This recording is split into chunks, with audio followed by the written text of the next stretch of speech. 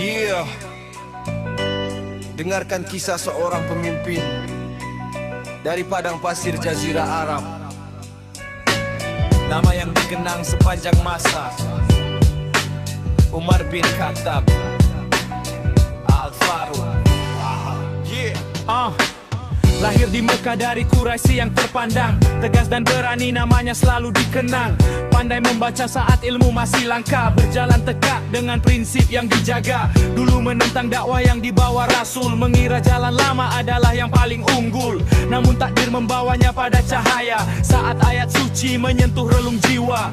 Di rumah saudaranya terdengar firman Tuhan, surah Taha membuka pintu keimanan. Hati yang keras berubah jadi penerang. Sejak saat itu Islam semakin berkembang. Umar bin Khattab Al-Faruq pembela kebenaran. Umar bin Khattab pemimpin adil sepanjang zaman.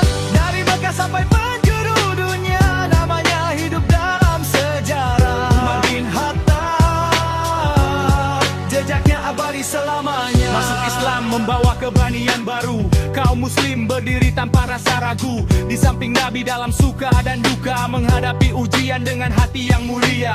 Badar, Uhud, Khandak dan Hudaibiyah, perjalanan panjang penuh hikmah. Setia menemani Rasul setiap langkah, menjaga umat di jalan yang berkah.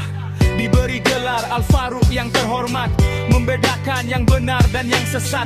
Ketegasan dan keadilan jadi pedoman, menjadi contoh bagi setiap generasi insan. Umar bin Khattab Al-Faruq pembela kebenaran. Umar bin Khattab pemimpin adil sepanjang zaman.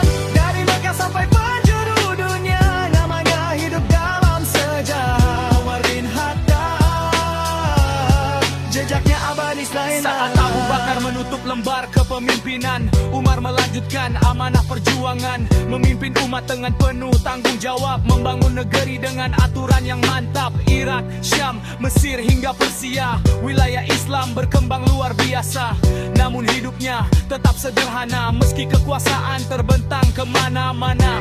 Membangun Baitul Mal dan sistem negara, menata hukum demi rakyat semua. Kalender Hijriah mulai digunakan, warisan yang bertahan sepanjang zaman. malam hari berjalan tanpa pengawal, Melihat rakyat agar hidup tak gagal, membawa gandum untuk yang kelaparan. karena pemimpin adalah pelayan. Tak silau oleh tahta dan kemegahan, Bangga pada luas kekuasaan, yang dijaga hanyalah amanah, agar keadilan tetap terarah. suatu subuh datang ujian terakhir, saat pengabdian hampir berakhir. Namun namanya tetap hidup dan bersinar dalam sejarah yang tak pernah pudar. Dikenang sebagai sosok pemberani, adil pada rakyat tanpa pilih kasih.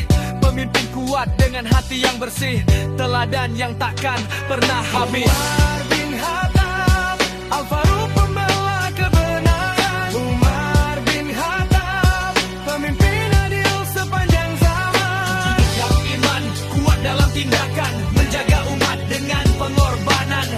Umar bin Khattab legenda dalam peradaban. Bumbak berdentum, sejarah terus berbicara.